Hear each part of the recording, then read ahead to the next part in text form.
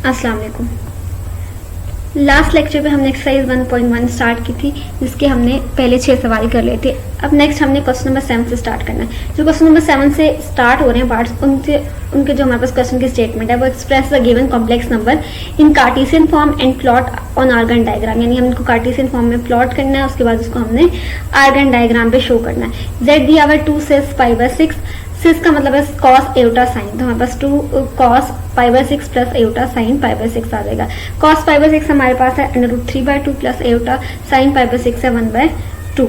तो हम क्या करेंगे, ये 3/2 और ये 1/2 से जो 2 है नीचे डिनोमिनेटर में, उसको हम कॉमन निकालेंगे।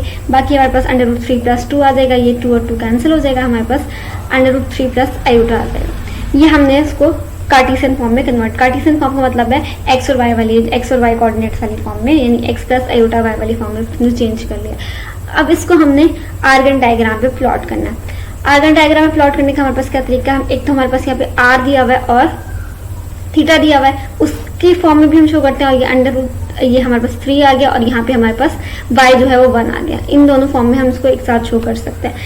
अब r का मतलब क्या है कि ओरिजिन से कितना डिस्टेंस है। हम यहाँ से उसका 2 लेंथ ले लेंगे, लेकिन हम लेंथ जो हमारे पास लाइन है हम उसको π/6 एंगल पे रख के, आपने π/6 एंगल बनाना है, एंगल बनाना है, और वो π/6 पे जहाँ लेंथ 2 बनती है वहां तक आपने इस लेंथ को लेना है। ये आपके पास बन जाएगा, जो आपके पास एक कॉम्प्लेक्स नंबर आ जाएगा। और अगर हम कार्टेशियन फॉर्म में देखें तो ये x वाला ही नीचे आएगा √3, और y जो है वो यहाँ पर आएगा, क्योंकि यहाँ y 1 है तो 1 यहाँ पर आ जाएगा, और x वाली जो हमारे पास वैल्यू है वो यहाँ पे x एक्सिस पे आ जाएगी। तो ये इसकी आर्गन डायग्राम बन गई। इसका नेक्स्ट पार्ट भी एज इट इज, यहाँ पे r बस 5 आ गया और थीटा 3π/4 आ गया। ये हम कैलकुलेटर से इजीली कैलकुलेट कर सकते हैं कि क्या वैल्यूज आती हैं। 5 cos 3π/4 प्लस एयोटा साइन 3π/4 आ जाएगा आपके पास। आपने सेम ऊपर वाला जो क्वेश्चन 7 था उस वही पैटर्न फॉलो करना है और इस तरह से अपने क्वेश्चन को सॉल्व कर लेना। नेक्स्ट है, अब यहाँ पर आपने एक चीज का ख्याल रखना है, जैसे यहाँ पर ये आपके पास x भी पॉजिटिव है और y भी पॉजिटिव है, तो ये जो हमारे पास लाइन बनी है वो फर्स्ट क्वाड्रेंट में बनेगी। अगर आपके पास ये x नेगेटिव होता और y पॉजिटिव होता तो आपके पास सेकंड क्वाड्रेंट में बनती। अगर आपके पास x भी नेगेटिव होता और y भी नेगेटिव होता तो आपके पास थर्ड क्वाड्रेंट में बनती। अगर आपके पास x पॉजिटिव और y नेगेटिव होता तो आपके पास ये एंगल जो है फोर्थ क्वाड्रेंट में बनता। तो आपने इसका ख्याल रखना है कि वो जो आपके पास कॉम्प्लेक्स नंबर है वो किस क्वाड्रेंट में बन रहा है। नेक्स्ट आपने क्वेश्चन को एज इट इज सॉल्व करना है, जैसे ऊपर वाला पैटर्न है, बस आपने यहाँ पे एक तो r की वैल्यू और एक थीटा की जो वैल्यू है वो आपने चेंज कर लेनी है, और फिर उसको आर्गन डायग्राम पे शो कर लेना कि ये एंगल कहाँ बनता है और कौन से क्वाड्रेंट में बनता है। वो आपको यहाँ से पता लग जाएगा कि कौन से क्वाड्रेंट में एंगल बनेगा। x की वैल्यू और जो y है, यानी x प्लस एयोटा y में जो x और y की वैल्यूज है उनके साइन से आपको पता लग जाएगा फर्स्ट क्वाड्रेंट है, सेकंड क्वाड्रेंट है, थर्ड क्वाड्रेंट है या फोर्थ क्वाड्रेंट है। क्वेश्चन नंबर 9 भी आपके पास वही सेम जो आपके पास मेथड है उसी तरह से फॉलो करके आपने इसको सॉल्व करना है और उसके बाद उसकी आर्गन डायग्राम बनानी है। क्वेश्चन नंबर 10 जो है वो हमारे पास 5 से π/3 डिवाइड बाई 2 से π/2, यानी 5 cos π/3 plus iota sine π/3, 2 cos π/2 plus iota sine π/2 आ गया। 5/2 हमने एज इट इज लिख दिया, cos π/3 1/√2 प्लस एयोटा साइन √3/2 आ गया, 0 प्लस, क्योंकि cos π/2 पे 0 होता है ये 0 आ गया, और sin π/2 पे 1 होता है, ये सारी हमने वैल्यूज लिख दी। अब ये √2 और ये डिवाइड बाई 2 और ये डिवाइड बाई 2 मिलके इस 2 से मल्टीप्लाई होकर 4 बन जाएंगे, नीचे आ जाएगा 4 एयोटा, ऊपर आपके पास 5 प्लस एयोटा 5/√3 आ गया। अब नीचे जब एयोटा होता है तो हम उसको खत्म करते हैं, हम उसको रैशनलाइज करते हैं। वैसे तो हम उसको कॉन्जुगेट लेके मल्टीप्लाई और डिवाइड कर देते हैं। यहाँ पे जब सिर्फ नीचे इमेजिनरी नंबर हो, सिर्फ इमेजिनरी पार्ट हो, तो हम सिर्फ आयोटा मल्टीप्लाई डिवाइड कर दे, तब भी वो हमारे पास उसका आंसर नीचे से हमारे पास आयोटा खत्म हो जाता है। 4 आयोटा स्क्वायर -1 आ जाएगा, ये -4 हो जाएगा, और आपके पास -5/√3 इस तरह की फॉर्म आ जाएगी। अब इस -4 को हमने ऊपर इससे माइनस से मल्टीप्लाई करके आपके पास ये आंसर आ जाएगा, √5/√3 डिवाइड बाई 4 -5/4 आयोटा आ गया। अब इसको हमने आर्गन डायग्राम पे शो करना है।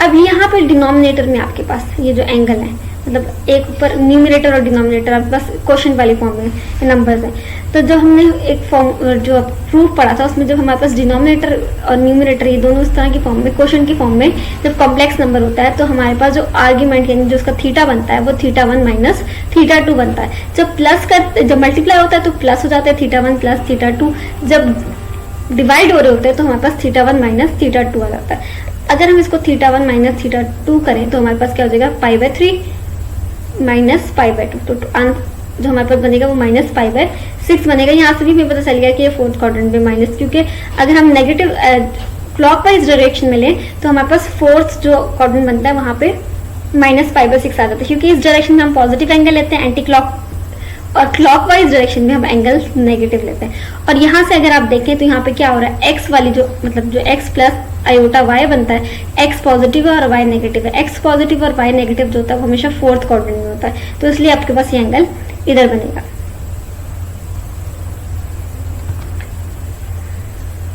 नेक्स्ट है हमारे पास question number 11, find z modulus where z is equal to -2 iota 1 plus into 1 plus iota into 2 plus 4 iota into 3 plus 3 plus, ये इंटू आएगा यहाँ प्लस नहीं, इंटू 3 प्लस आयोटा।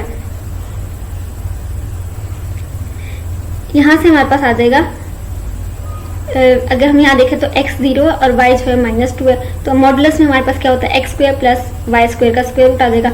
यहाँ x2 है और y -2 है, यहाँ पे x1 है और y1 है, यहाँ पर x2 है और y4 है, यहाँ पर x3 और y1 है। ये प्रोडक्ट हो रहा है सारे, यहाँ प्लस नहीं आएगा। अब यहाँ से हमारे पास क्या आंसर आ गया इसका, 4 हो जाएगा, 4 का स्क्वायर रूट ले तो 2 आ गया, 1 + 1 2 स्क्वायर रूट आ गया, यहाँ 20 आ गया।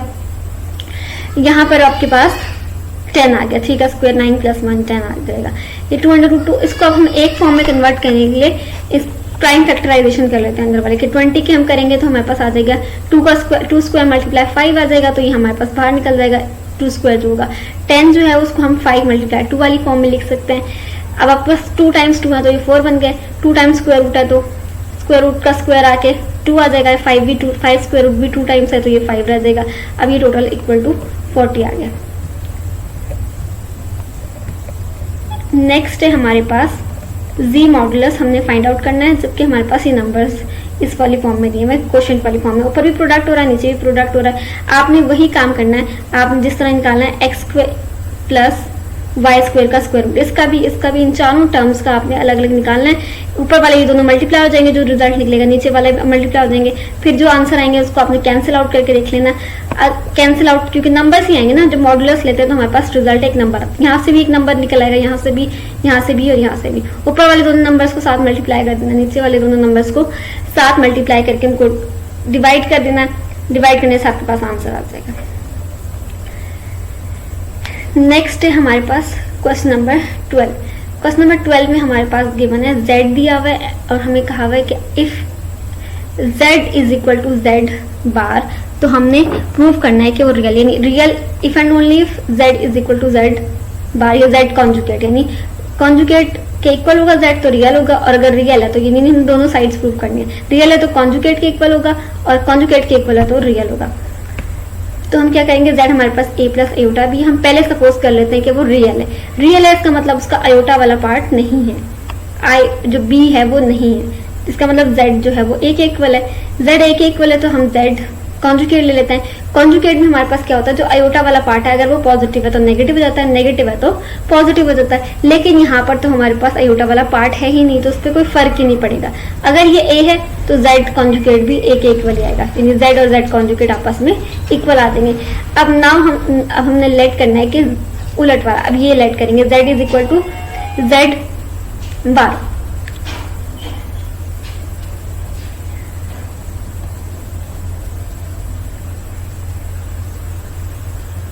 यहाँ पे लाइन नहीं है,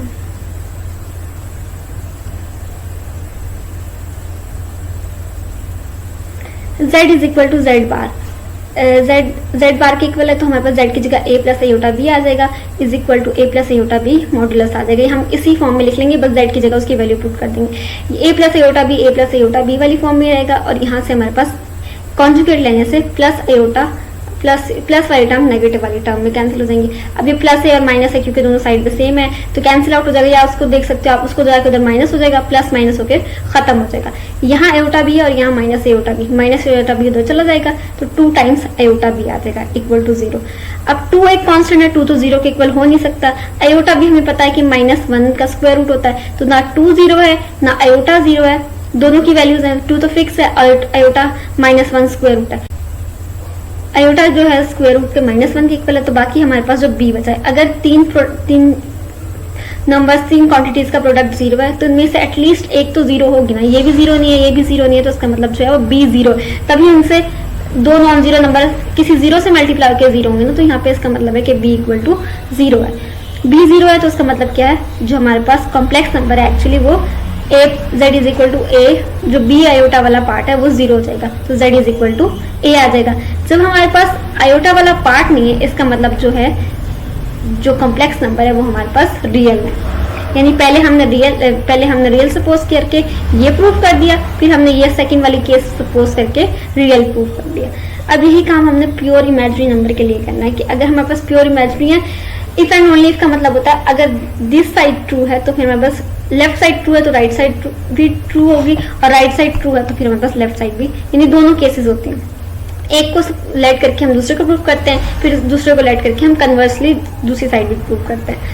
अब हम लेट कर लेते हैं कि z हमारे पास प्योर इमेजिनरी नंबर है। प्योर इमेजिनरी नंबर वो होता है जिसमें हमारे पास a वाला या x वाला पार्ट, आयोटा के बिना वाला पार्ट जो होता है वो 0 होता है। यहाँ पर हम लेट कर लेते हैं a = 0, तो हमारे पास z किसके इक्वल आ जाएगा, आयोटा b के इक्वल आ जाएगा। z आयोटा b है तो z बार क्या हो जाएगा, आयोटा b टू बार, और क्योंकि इसमें आयोटा वाला पार्ट है तो हमें कॉन्जुगेट में आयोटा के साथ जो साइन होता है, क्योंकि यहाँ प्लस है, जब कोई साइन नहीं है तो उसका मतलब प्लस है, प्लस हमारे पास माइनस के इक्वल हो जाएगा, माइनस, और ये आयोटा भी किसके इक्वल था, z के इक्वल, तो -z के इक्वल आ गया, यानी z modulus z conjugate = -z के इक्वल आ गया। यही हमने प्रूव करना था।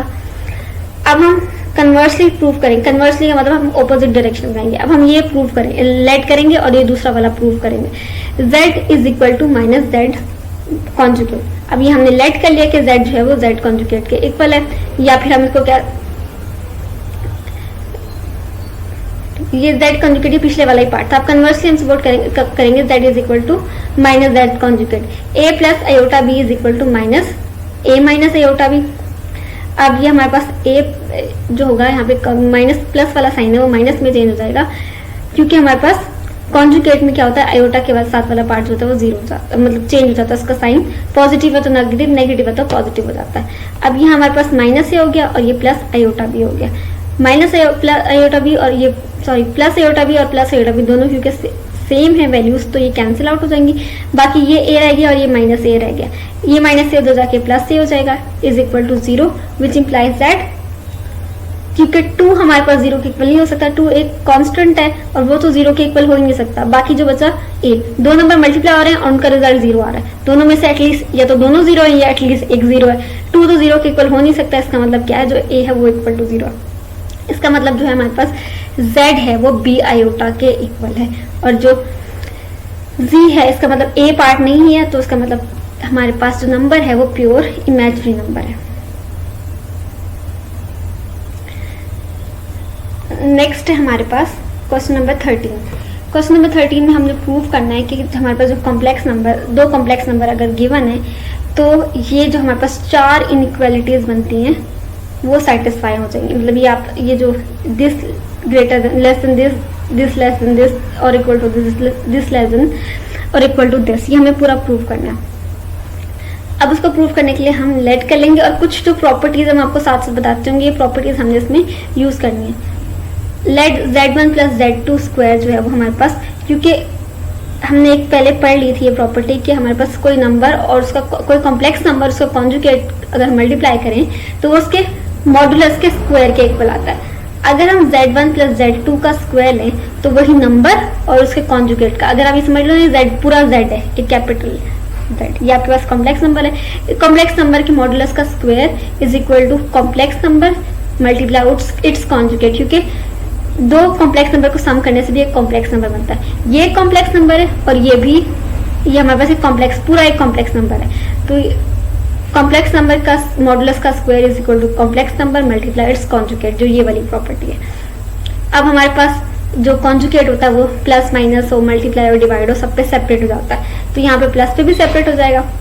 अब इनको हम आपस में मल्टीप्लाई कर लेते हैं। मल्टीप्लाई करने से हमारे पास क्या आ जाएगा, z1 z2 modulus + z2 z1 modulus + z1 z2 modulus + z2 Z2 modulus.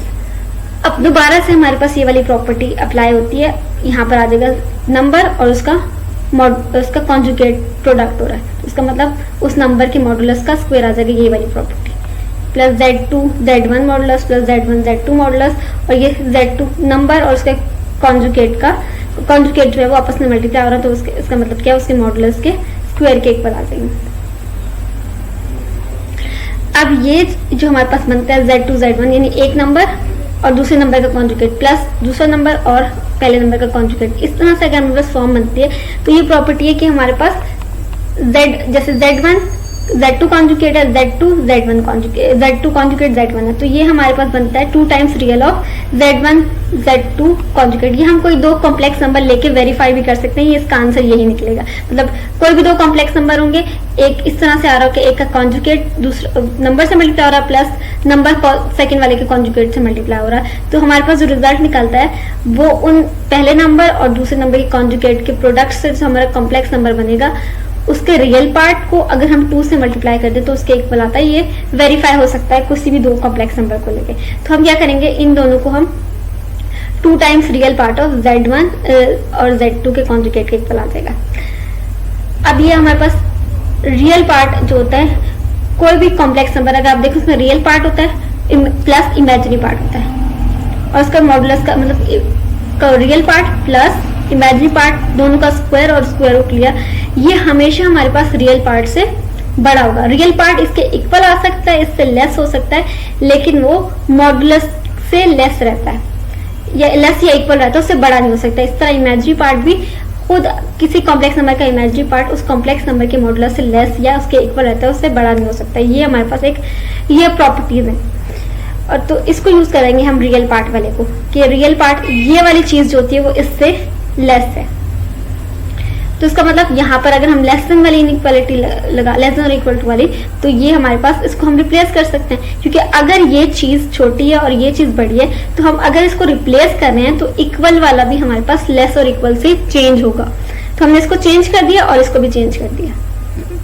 इसके बाद हमारे पास Z1 स्क्वायर आ गया plus 2 times Z1, Z2 square आ गया प्लस Z2 कॉन्जुगेट आ गया प्लस Z2 स्क्वायर आ गया। अब हमारे पास एक और प्रॉपर्टी होती है कि किसी नंबर का मॉडुलस और उसके कॉन्जुगेट का मॉडुलस जो होता है वो आपस में इक्वल होता है, तो Z2 का कॉन्जुगेट भी Z2 कॉन्जुगेट का मॉडुलस भी Z2 के कॉन्जुगेट के इक्वल होगा। ये हमने रिप्लेस कर दिया। अब अगर हम देखें तो ये फॉर्मूला बन गया a square plus 2ab plus b square. तो हमने फॉर्मूला क्लोज कर दिया, Z1 प्लस Z2 और यहाँ पर होल स्क्वायर आ गया।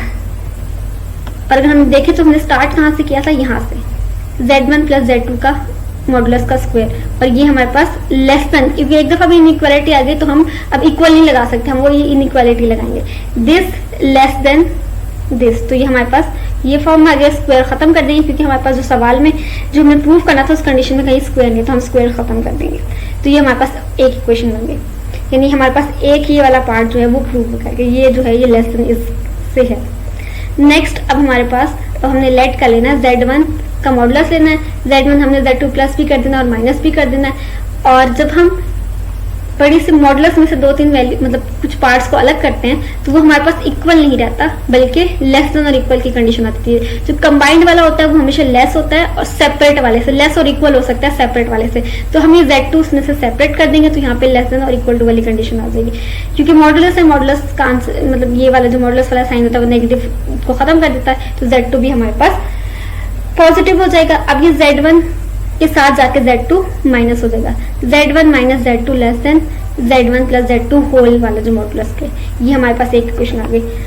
अब इसमें हम रिप्लेस कर देंगे, ये जो इक्वेशन नंबर 2 आएगी ना, इसमें हम रिप्लेस कर देंगे Z2 को माइनस Z2 से। रिप्लेस किया, हमारे पास यहाँ पे भी माइनस Z2 आ गया और ये प्लस Z2 माइनस Z2 हो गया।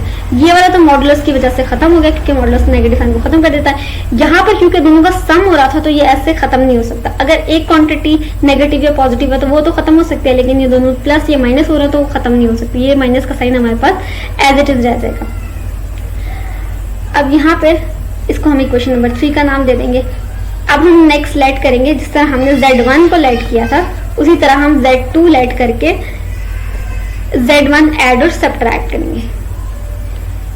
सब्ट्रैक्ट वाला हम साथ रखेंगे Z1 के, और ये Z1 को अलग कर देंगे पॉजिटिव वाले को, यहाँ से नेगेटिव साइन कॉमन ले लेंगे। Z1 माइनस Z2 वाली फॉर्म पड़ी है तो हम Z2 माइनस Z1 नहीं बल्कि हम नेगेटिव साइन कॉमन लेके Z1 माइनस Z2 बना देंगे। अब ये नेगेटिव साइन क्योंकि पूरे नंबर के साथ है तो ये मॉडुलस से खत्म हो जाएगा, तो ये हमने खत्म कर दिया, ये Z1 आ गया। अब वहाँ Z1 जाके माइनस हो जाएगा, ये आपके पास हो गया Z2 minus Z1 less than equal to Z1 minus Z2। अगर आप यहाँ देखें नेक्स्ट, अब इसमें से माइनस कॉमन निकालें तो हमारे पास क्या आ जाएगा, Z1 minus Z2 less than equal to Z1 minus Z2 के। फ्रॉम 3 एंड 4, अगर आप इस 3 वाली इक्वेशन को देखें और 4 वाली इक्वेशन देखें, ये वाली वैल्यू भी और ये वाली वैल्यू भी दोनों जो है वो आपके पास Z1 माइनस Z2 के मॉडुलस से लेस है। नंबर सेम है, एक चीज पॉजिटिव के साथ है और एक नेगेटिव के साथ है। हमारे पास ये होती है inequality -3 less than equal to x less than equal to 3। अगर हमारे पास आ जाता सेम नंबर, कोई x जो है वो सेम नंबर मतलब कि लेकिन सेम क्वांटिटी लेकिन एक दफा पॉजिटिव और एक दफा नेगेटिव के साथ लेस और ग्रेटर हो तो उसको हम मॉडुलस वाली फॉर्म में कंबाइन कर सकते हैं। यानी यही चीज हमारे पास पॉजिटिव में है और यही चीज हमारे पास नेगेटिव में है और वो एक ही फिक्स नंबर से लेस है, मतलब यहाँ पे तो हम इसको एक कंबाइंड वाली फॉर्म में लिख सकते हैं। यानी माइनस मॉडुलस जो है वो हमारे पास लेस और equal to Z1 minus Z2 है। अब ये हमारे पास इक्वेशन 5 बन गई। अब यहाँ पर ये वाला पार्ट भी प्रूव हो गया, नहीं ये वाला पार्ट प्रूफ हो गया और ये वाला पार्ट प्रूफ हो गया। अब इन दोनों पार्ट्स को हमने कंबाइन करना है।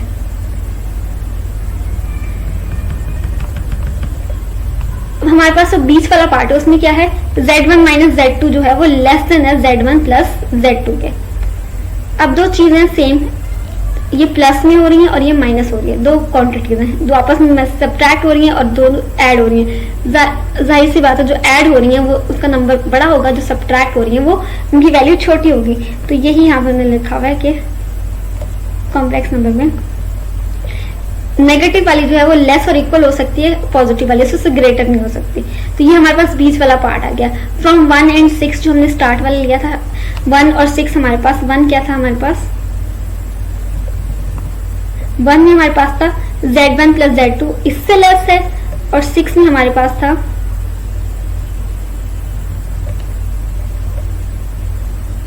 ये वाला, ये हमारे पास 6 में हमारे पास इससे लेस था। ये चीज हमारे पास, ये वाली चीज हमारे पास 1 में इससे लेस थी।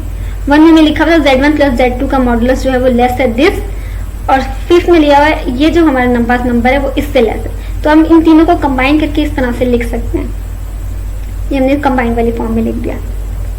नेक्स्ट हमारे पास क्या है, अब ये वाली क्वेश्चन आ गया। अब हमने इसको 7th वाली से जो एक हमारे पास पार्ट रहेगा ये वाला 5 वाला, उसको हमने कंबाइन कर देना है। अभी 5 में हमारे पास Z1 माइनस Z2 जो है वो इससे लेस है, तो इसको भी हमने कंबाइन करके टोटल हमारे पास 4 पार्ट्स वाली इनइक्वालिटी बन गई। फर्स्ट जो है वो less than equal to second, second जो less than equal to third, third जो है less than equal to fourth आ गई हमारे पास। नेक्स्ट है हमारे पास find the greatest and least value of Z1 plus Z2 when Z1 हमारे पास 24 plus 7 iota and Z2 modulus is equal to 6 है। हमने ग्रेटेस्ट वैल्यू वाली एक एग्जांपल पढ़ी थी लास्ट लेक्चर में, जहाँ पे हमारे पास Z1 प्लस Z2 की ग्रेटेस्ट जो वैल्यू थी, ये Z1 मॉडुलस अलग प्लस Z2 मॉडुलस अलग, यानी इससे मैक्सिमम नहीं हो सकती, इसकी वैल्यू जो है इस नंबर से ज्यादा बड़ी नहीं हो सकती, इसके इक्वल आ सकती है, इससे लेस रह सकती है। तो ग्रेटेस्ट वैल्यू इस वाले नंबर की ग्रेटेस्ट वैल्यू ये है Z1 modulus plus Z2 modulus, और लीस्ट वैल्यू हमारे पास क्या थी, Z1 modulus minus Z2 modulus whole modulus, इससे छोटी नहीं हो सकती, इसके इक्वल तक आ सकती है, इससे छोटी नहीं जा सकती। हमारे पास ग्रेटेस्ट वैल्यू निकालने के लिए हमें Z1 मॉडुलस चाहिए और Z2 मॉडुलस चाहिए, लीस्ट वैल्यू के लिए भी हमें Z1 और Z2 दोनों मॉडुलस चाहिए। अब हमें Z1 कॉम्प्लेक्स नंबर दिया हुआ और Z2 का मॉडुलस दिया हुआ, तो एक मॉडुलस हमारे पास ऑलरेडी है, दूसरा मॉडुलस हमने निकाल लेना है। 24 का square plus 7 square, square root लेंगे तो हमारे पास 25 आ जाएगा। एक दफा हमने क्या करना है, 25 को दोनों को ऐड करना, जब ऐड करेंगे तो हमारे पास ग्रेटेस्ट वैल्यू आ जाएगी, और जब हम सब्ट्रैक्ट करेंगे तो हमारे पास लीस्ट वैल्यू आ जाएगी। तो 25 प्लस 6 इज इक्वल टू 31, ये हमारे पास ग्रेटेस्ट वैल्यू आ गई। नेक्स्ट लीस्ट वैल्यू के लिए हमारे पास आ जाएगा 25 minus 6 which is equal to 19, ये हमारे पास लीस्ट वैल्यू आ गई। तो इस तरह हमारे पास अगर हमारे पास 2 कॉम्प्लेक्स नंबर या उनमें से दोनों के कॉन्जुगेट दिए, मॉडुलस दिए हुए, या कोई एक कॉम्प्लेक्स नंबर और एक का मॉडुलस दिया हुआ, ये दोनों कॉम्प्लेक्स नंबर दिए हुए, तो हम उसकी ग्रेटेस्ट और लीस्ट वैल्यू इस तरह से फाइंड आउट कर सकते हैं। ये हमारे पास दो समझ लिया उसकी वैल्यूज है फॉर्मूला वाली फॉर्म में, इसमें हमने वैल्यूज पुट करनी है और पुट करके हमने आंसर निकालना है। तो आज के लेक्चर में हमने ये तक पढ़ना है। नेक्स्ट क्वेश्चन नंबर 15 से हम नेक्स्ट लेक्चर में स्टार्ट करेंगे।